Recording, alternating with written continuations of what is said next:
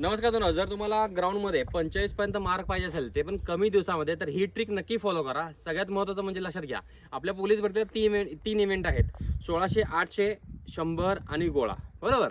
तर याच्यामध्ये मुलं जास्त चूक काय करतात की 1600 आणि 800 याच्याकडे खूप जास्त फोकस असतो त्यांचा। सगळ्यात जास्त बघा ग्रामीण भागातली मुलं ज्यांना जास्त माहीत नसतं, नॉलेज नसतं, ते मुलं काय करतात 1600 पळतात, 800 चांगला मारतात, परंतु गोळाला आणि 100 मीटरला इथे त्यांचा फोकस वीक असतो।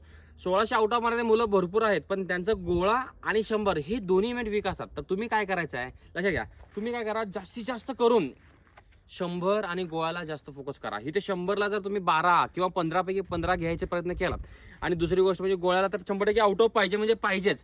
तर तुम्ही हे दोन इव्हेंटमध्ये जर तुम्ही 30 पैकी 27 किंवा या 30 पैकी तुम्ही जर 30 पैकी 30 घेतलं तुम्हाला 1600 ऑटोमॅटिकली होणार आहे। कारण लक्षात ठेवा, जर तुम्हाला 100 मीटर मारायचं असेल तुम्हाला पायामध्ये ताकद लागते, कमरेत ताकद लागते, आर्म मॅशन सांगते, चेस्ट म्हणजे सगळीकडे तुम्हाला ताकद लागते। त्यामुळे तुम्ही 100कडे जास्त जर फोकस केलात ना तर तुमचं 1600 हे ऑटोमॅटिकली होणार आहे। आणि 1600 मित्रांनो तुम्ही कसंही करा, 1600 आपला आपोआप होतं। त्यामुळे 1600 साठी स्पेशल असं वर्कआउट करत बसू नका। माझं मत आहे की सध्या थोडी ताकद राखून ठेवा। एक वेळ 1600ला तुम्ही कमी लक्ष द्या, परंतु 100 आणि गोळ्याला तुम्ही जास्त लक्ष द्या।